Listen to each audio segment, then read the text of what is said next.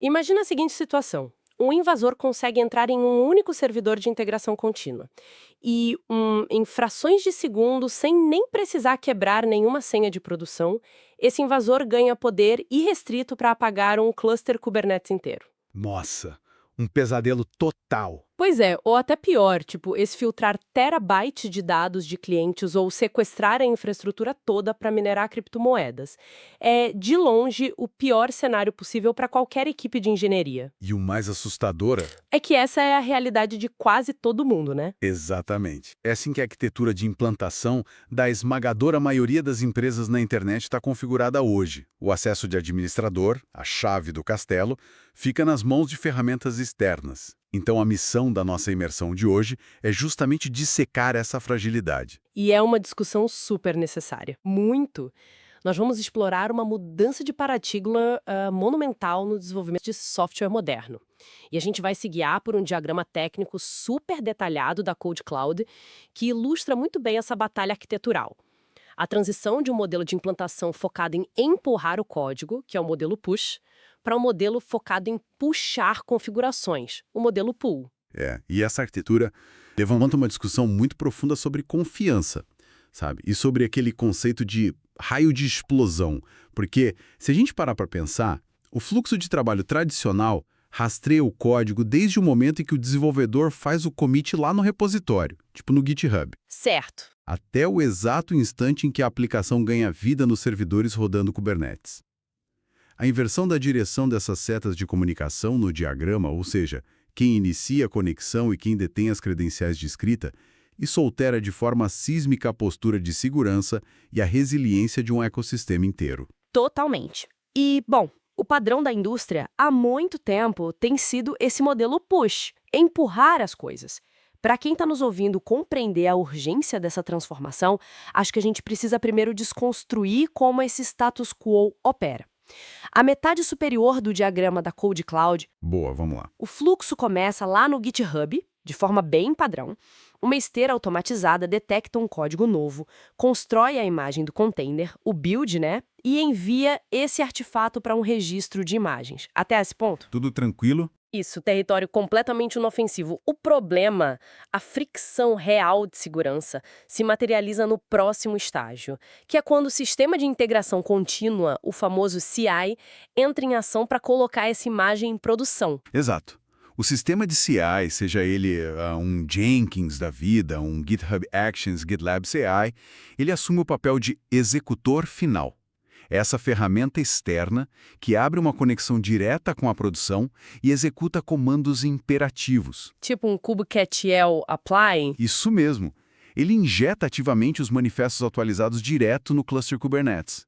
E quando a gente analisa a matriz de permissões dessa arquitetura, no diagrama, o desequilíbrio de poder fica muito evidente. Muito. O sistema de CI tem acesso de leitura ao repositório de código, o que é esperado, claro, mas o problema é que ele possui credenciais de leitura e de escrita tanto para o registro de imagens quanto para o próprio cluster Kubernetes. O que cria um cenário, tipo, paradoxal, né? Porque o servidor de CI, por natureza, é um ambiente barulhento, super movimentado e muito vulnerável.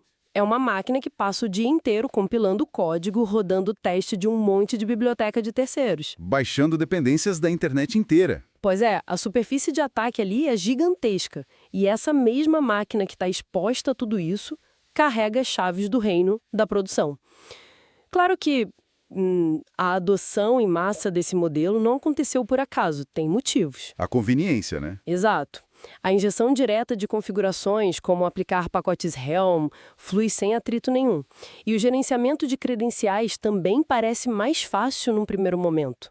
A ferramenta que orquestra o pipeline já está com as senhas e simplesmente entrega elas diretamente na API do Kubernetes. É fácil. É muito fácil. Pensando numa analogia para visualizar a mecânica disso, é como se fosse um serviço de entregas com privilégios extremos. Gostei. Como seria isso? Imagina que o entregador é a ferramenta de CI. O pacote que ele carrega é o código novo. O modelo tradicional push funciona basicamente entregando a chave mestra da sua casa na mão desse entregador externo. Nossa, na vida real ninguém faria isso. Pois é, mas em software a gente faz. A conveniência é máxima. O pacote não fica na varanda aguardando. O entregador destranca sua porta, entra na casa, caminha até a sala de estar, arruma os móveis se for preciso, deixa o pacote lá e vai embora. A velocidade dessa entrega é realmente imbatível. Mas aí entra o problema inerente a essa velocidade, que é o risco dessa chave mestra ser interceptada no meio do caminho. Se a credencial do entregador, ou seja, se o servidor de CI for comprometido, a casa inteira já era. Fica completamente vulnerável. Exatamente. Essa vulnerabilidade define bem o calcanhar de Aquiles do modelo Push, que o diagrama marca lá com um grande X vermelho. A configuração do cluster acaba ficando fortemente acoplada à própria ferramenta de CI. Sim, as regras ficam todas misturadas. Isso. As regras que definem o estado da infraestrutura muitas vezes moram em scripts espalhados lá pelo servidor de implantação, em vez de estarem centralizadas e versionadas de um jeito limpo e imutável no repositório. E o raio de explosão desse acoplamento é isso que tira o sono de quem trabalha com segurança da informação. O acesso irrestrito de leitura e escrita significa que a segurança de toda a sua infraestrutura em nuvem está dependendo de uma ferramenta que foi projetada para agilidade, não para defesa. Perfeito. Agilidade acima de tudo. Exato. Então, um comprometimento lateral no pipeline de entrega contínua herda de imediato os privilégios máximos do cluster. Todo aquele esforço gigantesco que as equipes fazem para criar políticas de rede, segmentação, Role-Based Access Control lá dentro do Kubernetes, Vai tudo por água abaixo. tudo inútil, porque a porta da frente pode ser escancarada por uma única credencial de CI vazada. É o dilema clássico da engenharia de software, né? Segurança de um lado, puxando para um lado, e agilidade do outro. Impor catracas de segurança tradicionais quase sempre paralisa aquele fluxo de entrega rápida. As equipes de desenvolvimento odeiam. Com razão, porque trava o trabalho. Então a grande questão que a indústria precisava resolver era, como é que a gente fecha essa porta da frente? Como a gente revoga essa chave mestra do entregador sem estrangular a capacidade da equipe de colocar novas versões em produção dezenas de vezes por dia? E é exatamente essa necessidade crítica que impulsionou o surgimento do modelo de implantação pool, o famoso puxar configurações. É a filosofia do GitOps, que domina a metade inferior do nosso diagrama. E como começa essa mudança de paradigma? Ela começa com uma alteração drástica no ciclo de vida do código em si. O fluxo lá do comecinho se mantém igual.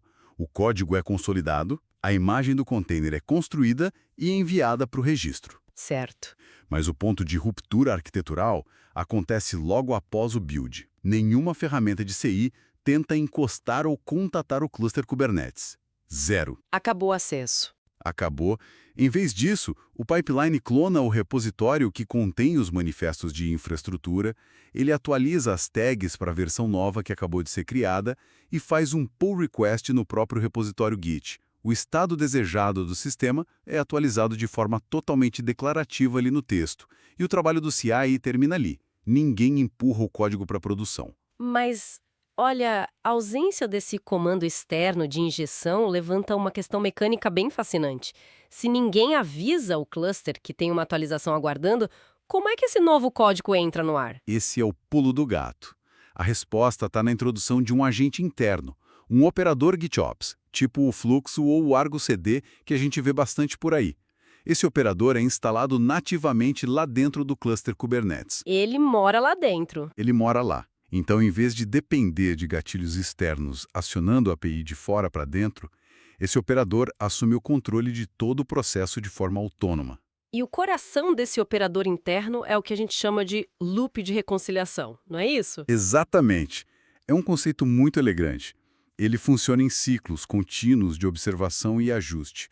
O operador monitora constantemente o repositório Git. O Git passa a ser a única fonte de verdade absoluta daquele sistema. E como ele faz essa checagem? A cada poucos segundos, ele compara o estado que está declarado naqueles manifestos de texto do repositório com o estado real, os recursos que estão rodando de fato na memória do Kubernetes, lá no banco de dados no etcd. Se ele detecta qualquer desvio, um drift de configuração, ele mesmo puxa as alterações do GitHub e aplica internamente. Essa mecânica provoca uma inversão completa no modelo de ameaças. É brilhante. E nas matrizes de acesso também. O GitHub permanece como um repositório de leitura. O registro de imagens, leitura também. mas aquela credencial de leitura escrita perigosa, aquela seta vermelha do diagrama que antes vinha lá do CI na nuvem, agora existe só de forma local. Totalmente contida. Isso, o operador interno terá autoridade total para modificar o seu próprio cluster, mas ele nunca precisa sair do seu ambiente isolado daquela rede segura para receber ordens. Ele tem permissão de leitura para ir até o Git, ver o que mudou, ler o registro de imagens, mas absolutamente nenhuma ferramenta externa tem acesso de entrada ao cluster. A porta está trancada por fora. Se a gente retomar aquele cenário da chave mestra e do entregador, fica muito fácil de entender. A arquitetura agora funciona com um nível de isolamento formidável. O entregador de fora foi literalmente demitido da função de entrar na casa. Aleluia, né? Menos risco. Pois é, agora existe um mordomo super meticuloso e altamente treinado que reside permanentemente na propriedade. O entregador chega perto, mas a porta está trancada por dentro. Ele não tem a chave, não pode entrar.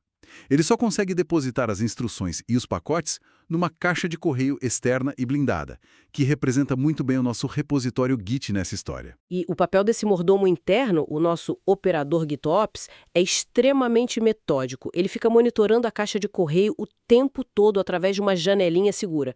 Quando ele percebe que um novo documento de instruções foi deixado ali, ele abre a porta só o suficiente para pegar o envelope, tranca a porta imediatamente e lê as diretrizes. Exato. Com base nessas instruções, ele mesmo ajusta as configurações da casa, instala os equipamentos novos, joga fora o que não precisa mais. O que significa que nenhuma força externa, por mais poderosa que seja, tem a capacidade de impor uma mudança no ambiente sem passar pela avaliação restrita desse operador interno. E esse isolamento cria benefícios estruturais muito profundos. O bloqueio de modificações externas mitiga-se instantaneamente vários vetores de ataque que dependem de credenciais de CI roubadas. Como o CI não tem permissão para alterar nada na produção, mesmo se ele for invadido, o raio de explosão é contido. Corta o mal pela raiz. Exato. Além disso, a arquitetura desvincula totalmente a implantação em si das ferramentas de entrega contínua. Fica descoplado. É possível migrar o sistema de construção de código, trocar o Jenkins pelo GitHub Actions sem causar absolutamente nenhum impacto no cluster Kubernetes. Porque a cluster não está nem aí para quem construiu a imagem, né? Perfeito. O cluster se importa unicamente com o que está declarado no repositório Git. Quem escreveu lá não importa para o cluster. Importa o texto validado. Outro ganho técnico notável que eu acho sensacional e que o diagrama destaca bem é que a natureza declarativa do modelo pool viabiliza ambientes multi-tenant muito mais escaláveis. Ah, o lance da multilocação. Bem lembrado. Sim, o gerenciamento de diferentes equipes e várias aplicações dividindo o mesmo cluster físico ganha muita robustez. O operador interno consegue mapear repositórios Git específicos para namespaces restritos lá dentro do Kubernetes. Segmentação pura. Ou seja, uma equipe pode alterar livremente o código no seu próprio repositório, mexe à vontade, e o operador garante que essas mudanças sejam puxadas e aplicadas exclusivamente no perímetro que é permitido para eles. Isso impede que a configuração de um locatário contamine ou, sei lá, sobrescreva recursos de outra equipe sem querer. Isso evita muita dor de cabeça em empresas grandes. Mas olha, tem um desafio inevitável que surge quando a infraestrutura inteira se baseia na leitura de manifestos estáticos lá no Git. Os famosos segredos, né? Exatamente, o gerenciamento de credenciais sensíveis. No modelo pool, a injeção de segredos era tratada pela própria ferramenta externa, o CI. Ele mantinha as senhas guardadinhas no seu próprio cofre e as entregava para a API do cluster na hora do deploy. Mas no modelo pool, como a fonte de verdade é um repositório de texto, armazenar senhas de banco de dados, chaves de criptografia, tudo em texto puro no GitHub, seria um desastre absoluto. Uma violação catastrófica de segurança. O seu código pode até ser privado, mas jogar senha no Git é regra número 1 do que não fazer. E é aí que entra a resolução arquitetural para esse impasse, que o nosso diagrama mostra claramente, a integração com o HashiCorp Vault. Ah, o Vault. A mecânica dele resolve aquele paradoxo de como ter segredos num repositório versionado, né? Porque os manifestos que ficam lá no Git, eles não carregam a senha real. Nem de perto. Eles contêm apenas referências opacas, tipo um bilhete criptografado, um placeholder. Isso, e quando o operador interno, nosso mordomo, puxa esse manifesto, ele entende que precisa resolver essa referência antes de iniciar a aplicação de fato. Então o operador se comunica diretamente com o Vault lá de dentro do cluster E aqui mora o detalhe crucial da segurança da coisa toda. Pode falar. O Vault valida a identidade desse operador baseando-se em políticas estritas do próprio Kubernetes através das Service Accounts nativas.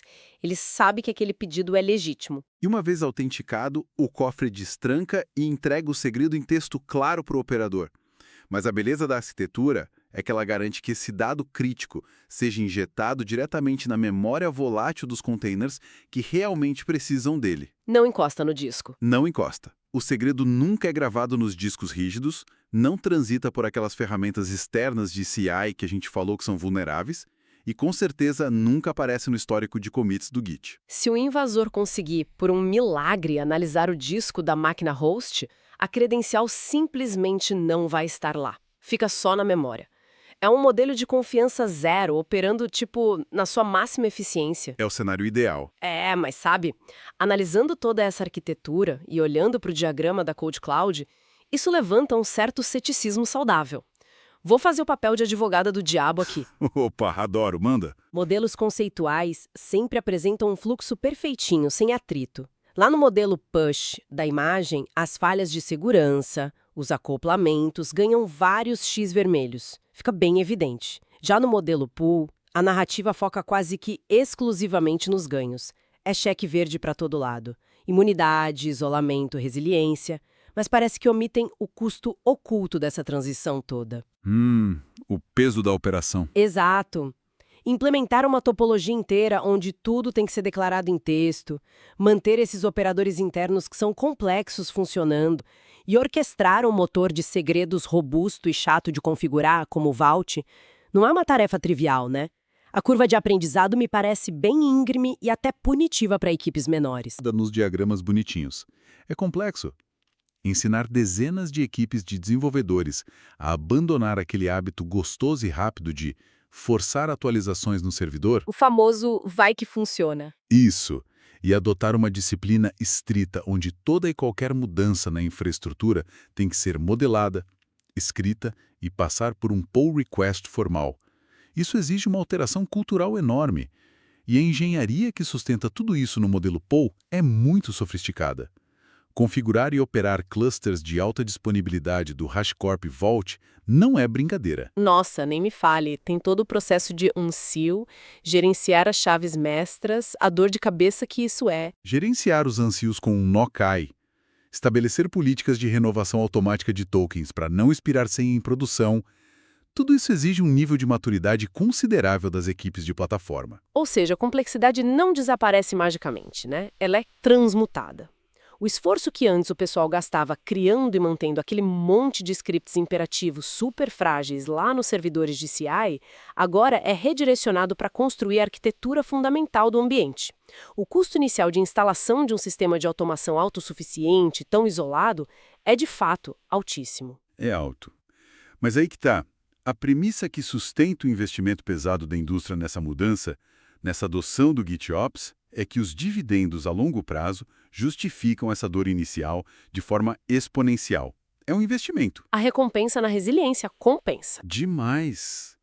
Uma vez que a fundação arquitetural está sólida e o operador lá dentro está funcionando redondinho, através do ciclo de reconciliação, a resiliência do sistema como um todo atinge níveis excepcionais. Imagina o seguinte, se um cluster Kubernetes inteiro colapsar, e sumir do mapa devido a uma falha física de servidor, o processo de recuperação de desastres, o Disaster Recovery, é radicalmente simplificado. Porque está tudo no Git. Tudo? Você não precisa acionar dezenas de pipelines de emergência, torcer para os scripts rodarem na ordem certa. Nada disso. Um novo cluster vazio é instanciado em outra região, o operador interno instalado e apontado para aquele mesmo repositório Git. E pronto. O próprio operador lê o Git e reconstrói o mundo. Ele mesmo puxa as configurações e reconstrói toda a infraestrutura, todos os serviços, as aplicações, as rotas de rede, de forma totalmente autônoma em questão de minutos.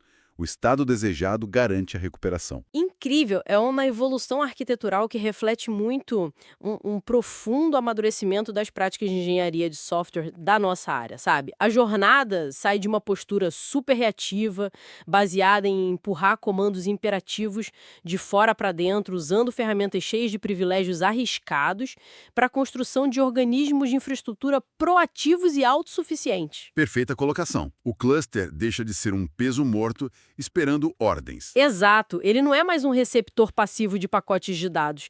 Ele se torna o guardião ativo do seu próprio estado ideal, constantemente puxando essas configurações que garantem o funcionamento dele de uma forma segura e totalmente isolada do mundo exterior. O poder de decisão migra lá da nuvem externa, do CI, para dentro do perímetro de execução seguro, onde as defesas são nativas e o isolamento é garantido de fato. É a automação declarativa substituindo de vez a intervenção manual. E claro, os scripts imperativos morrem. Isso solidifica o princípio fundamental do GitOps que a gente bate tanto na tecla. A infraestrutura deve ser tratada como código imutável. E olha, observando o rigor e a elegância desse loop de reconciliação contínuo, onde sistemas internos diagnosticam os desvios e corrigem a própria infraestrutura baseados puramente no que está lá declarado no repositório de texto, o horizonte tecnológico começa a apontar para possibilidades ainda mais ousadas no futuro.